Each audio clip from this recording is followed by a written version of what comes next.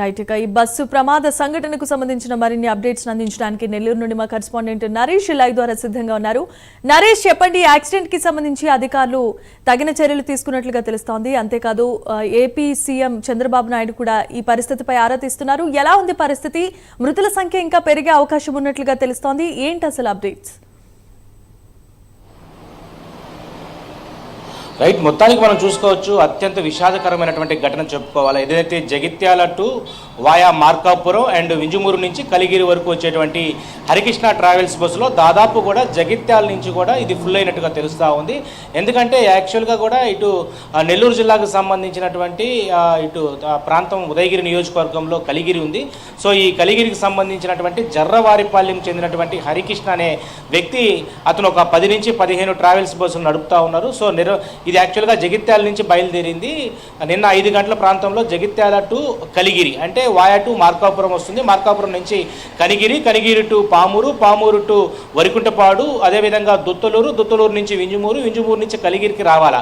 అయితే ఇది ఈరోజు తెల్లవారుజామున 8 గంటలకే కలిగిరి చేరుకోవాల్సినటువంటి ఆవశ్యకత ఉంది. ఇది మార్కాపురంలో ఉదయం 5 నుంచి 5:30 ప్రాంతంలో ఏదైతే చిలకలూరుపేట నుంచి కంకర్ లోడ్తో వెళ్తున్నటువంటి టిప్పర్ ఏదైతే ఉందో ఆ మలుపు వద్ద, అంటే మెడికల్ కాలేజీకి సంబంధించినటువంటి మార్కాపురం అది ఒక పెద్ద మలుపు. సో అక్కడ కొంత తప్పిదం అయితే ఉంది. ఎందుకంటే అక్కడ డైవర్షన్స్ కూడా సరిగా లేకపోవడం, అనేక ప్రమాదాలు అక్కడే చోటు చేసుకుంటాయి. అయితే ఈ నేపథ్యంలో ఈరోజు ఉదయం జరిగినటువంటి ఈ బస్సు యాక్సిడెంట్ ఏదైతే ఉందో అత్యంత బాధాకరమైన విషయం.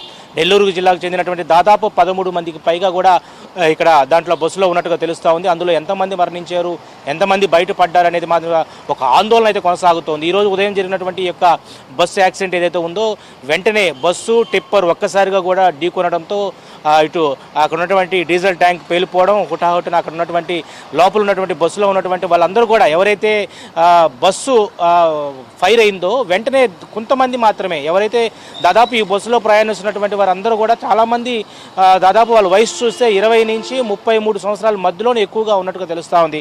యాక్చువల్గా 45 మంది మన కాడ యాక్చువల్గా ఈ యొక్క జగిత్యాల టు కలిగిరికి చెందినటువంటి AP 20D0487 bus number, AP 20D0487. So ఈ బస్సు నెంబర్తో జగిత్యాల నుంచి కలిగిరికి బయలుదేరినటువంటి బస్సు ఇటు మార్కాపురం వద్ద రాయవరం వద్ద జరిగినటువంటి ఈ బస్సు యాక్సిడెంట్లో దాదాపు 45 మంది ఉన్నట్లుగా మన దగ్గర ఒక ఛార్జ్ షీట్ కూడా ఉంది. సో ఈ ఛార్జ్ షీట్లో మనం చూస్తే మనోహర్, ప్రభావతి, అదేవిధంగా వేణు, పోలయ్య, గురు, రాము, అదేవిధంగా కుమారి, వెంకటేశ్వర్లు, వెంకటేషు, లక్ష్మి, మౌనిక, అదేవిధంగా మల్లికార్జున, తిరుపతయ్య, సురేంద్ర, రాజు, హరి, అంటే ఈ విధంగా దాదాపు మనం చూస్తే 45 మంది ఛార్జ్ షీట్లో ఉన్నాయి. కానీ వాళ్ళ అడ్రస్లు ఎక్కడ నమోదు చేయలేదు. కేవలం వాళ్ళ యొక్క పేర్లు, అంటే ఒక ఫ్యామిలీలో 3 ప్రయాణిస్తుంటే రామయ్య పేరు మీద 3 ఉంటారు. సో రామయ్య ఆ 3 పేర్లు మాత్రమే ఇక్కడ మెన్షన్ చేయడం జరిగింది. సో ఆన్లైన్లో ఎలాంటి డీటెయిల్స్ ఉన్నాయో ఇంకా రావాల్సిన పరిస్థితి ఉంది. జరవారిపాలెం కలిగిరికి చెందినటువంటి బస్ ట్రావెల్ ఎవరైతే అధినేత ఉన్నారో వాళ్ళ యొక్క ఫ్యామిలీ అంతా కూడా ఈ బస్సు యాక్సిడెంట్ జరగనే వెంటనే వాళ్ళందరూ బయటికి వెళ్ళిపోయారు.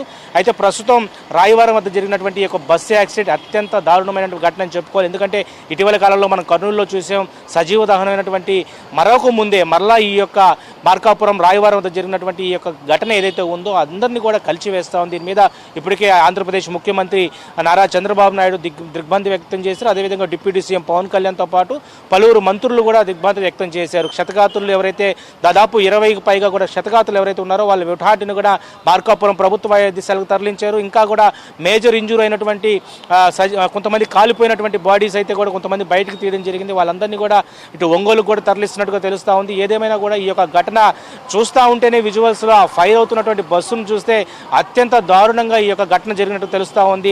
తెల్లవారుజామున 5 గంటల ప్రాంతంలో, అంటే యాక్చువల్గా అందరూ కూడా నిద్రపోతూ ఉంటారు.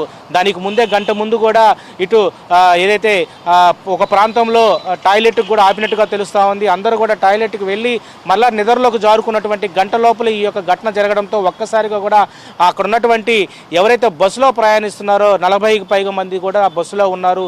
అంటే కొంతమంది మార్కాపురంలో దిగాల, అంటే మరికొన్ని నిమిషాల్లో గమ్యానికి చేరుతున్నటువంటి ఎవరైతే ఉన్నారో వారందరూ కూడా సజీవ దహనం అవుతున్నటువంటి పరిస్థితి.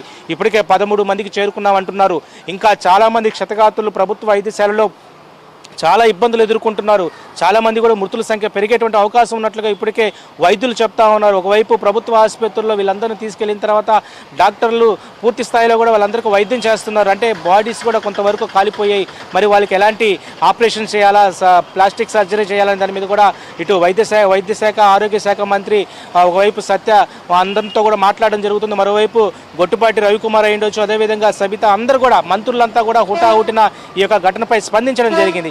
అయినప్పటికీ ఇక్కడ డ్రైవర్ల నిర్లక్ష్యమా లేకపోతే రోడ్డు మార్జిన్కు సంబంధించినటువంటి డైవర్షన్ లేకపోవడం నిర్లక్ష్యమా, దీని మీద ప్రతి శాఖ ఏదైతే తలదించుకోవాల్సినటువంటి పరిస్థితి అయితే ఉంది. మనం చూస్తూనే ఉన్నాం, సంవత్సరానికి 3-4 ఘటనలు జరుగుతూ ఉన్నాయి. దాదాపు 10 సంఖ్యలో ఈరోజు మృత్యువాత పడుతున్నటువంటి పరిస్థితి మనం చూస్తూ ఉన్నాం.